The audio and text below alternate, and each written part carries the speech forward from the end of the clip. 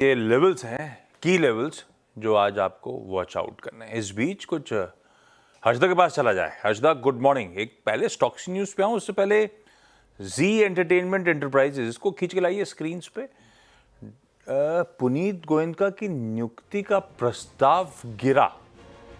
हर्षदा, क्या मामला है ये? आशीष कल एजीएम हुई थी और यहाँ पर इनको एमडी सीईओ के तौर पर दोबारा नियुक्त किया जाए या नहीं, उस पर शेयर होल्डर्स को वोट करना था। तो वहाँ पर 50-49 से प्रस्ताव पूरी तरह से गिर गया है, यानी कि 50% लोगों ने इनके खिलाफ वोट किया है। इसीलिए वो खबर आप स्क्रीन पर सबसे पहले फ्लैश होती हुई देख रहे हैं कि पुनीत गोयनका दरअसल जी एंटरटेनमेंट में रीअपॉइंट नहीं किए गए हैं और ये इनफैक्ट प्रस्ताव एजीएम में खारिज कर दिया गया है। बोर्ड में पहली बार सुभाष चंद्र के परिवार का कोई सदस्य नहीं रहेगा। ये इनफैक्ट सबसे बड़ी डेवलपमेंट है आई थिंक जी ग्रुप के पूरी हिस्ट्री में। 4 बजे कल शाम को कंपनी की एजीएम थी और फाइनली ये डिसाइड किया गया है कि अब पुनीत गोयनका को दोबारा दरअसल शेयर होल्डर्स नियुक्त करके नहीं लेकर आ रहे हैं। इस समय वो सीईओ के तौर पर रहेंगे। आपको याद होगा पिछले 2-3 हफ्तों पहले वो खबर आई थी कि उन्होंने एमडी का पद छोड़ दिया है।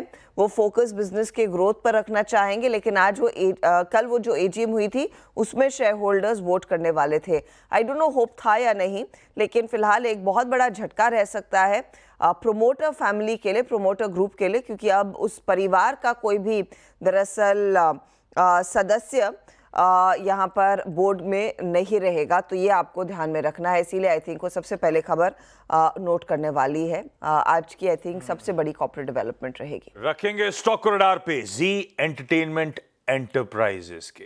खैर हर्षदा, इसके अलावा बाकी स्टॉक्स न्यूज। इसके अलावा 45 स्टॉक्स जो वायदे का हिस्सा बनेंगे दिसंबर सीरीज की आज जो शुरुआत हो रही है, उस लिहाज से सबसे इंपॉर्टेंट कुछ काउंटर्स हैं जिनमें फ्लो के लिहाज से मार्केट वॉच करना चाहेगा कितनी हरकत उभर कर आती है।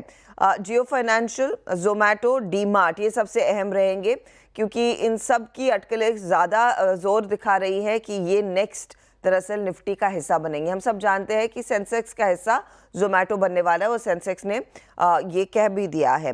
तो 223 कंपनियां बढ़कर संख्या हो जाएगी दरअसल वायदे में, और जोमैटो पहले ही सेंसेक्स में शामिल हो चुका है, तो अब निफ्टी में इसकी तैयारी होती हुई दिखाई देगी। लेकिन इम्पॉर्टेंट ये है कि देखिए कई सारी जो न्यू एज कंपनियां हैं वो दरअसल इस 45 वाली लिस्ट का हिस्सा है।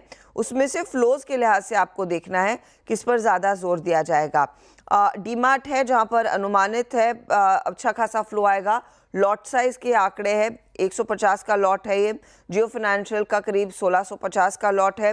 जोमैटो का 2000 का लॉट है। बॉम्बे स्टॉक एक्सचेंज भी अब बीएससी ये एफएनओ का हिस्सा बनेगा, तो वहाँ पर 125 का लॉट है और पेटीएम का 650 का लॉट है।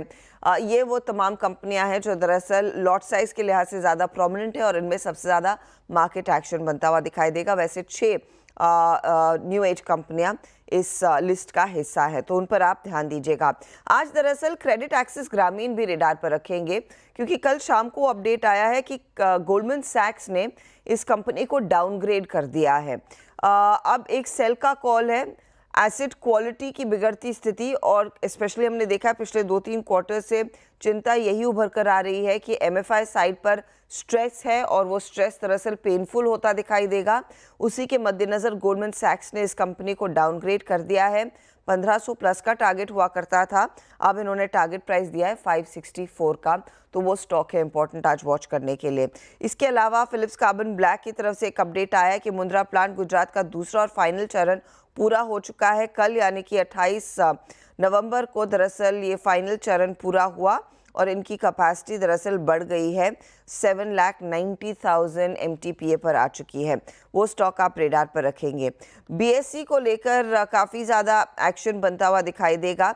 दरअसल कई सारे पहले तो अगर बीएसई फेल हो जाता है तो इमीडिएटली कारोबार शिफ्ट होगा एनएसई पर एंड वाइस वर्सा। एनएसई में अगर किसी वजह से ट्रेडिंग में कुछ बाधा आती है और बड़ी क्राइसिस वाली सिचुएशन होती है तो वो बीएसई पर होगा। ये इनफैक्ट अगले साल से लागू होना है, तो इंटरऑपरेबिलिटी ऑफ सॉर्ट्स आप कह सकते हैं, if I am using the term correctly, वो इम्पैक्ट करेगा। तो क्योंकि बीएसई लिस्टेड है वो इम्पॉर्टेंट है। साथ ही साथ बीएसई ने कई सारे इंडेक्स डेरिवेटिव के कॉन्ट्रैक्ट्स के भी डेट्स जो है वो बदले हैं। Basically equity derivative segment Jain 25 onwards वो डेट चेंज होती हुई दिखाई देगी, तो उसका इम्पोर्टेंस है। साथ ही साथ कई सारे सर्किट फिल्टर्स भी रिवाइज हुए हैं, तो उनमें उन स्टॉक्स को अलग से देखना है, बीएसई के साथ जोड़कर नहीं। लेकिन Angel One, Zomato, bank of India, DMart, Cyient, PB fintech, अब इनका जो है सर्किट लिमिट है वो बदलकर 10% हो गया है। तो ये कुछ स्टॉक्स आप रेडार पर रखेंगे।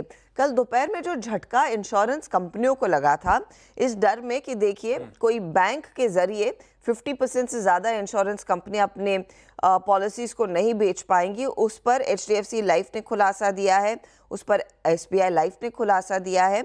उन्होंने कहा है कि देखिए आईआरडीएआई का बैंक इंश्योरेंस नियमों में बदलाव की खबर पर सफाई आई है।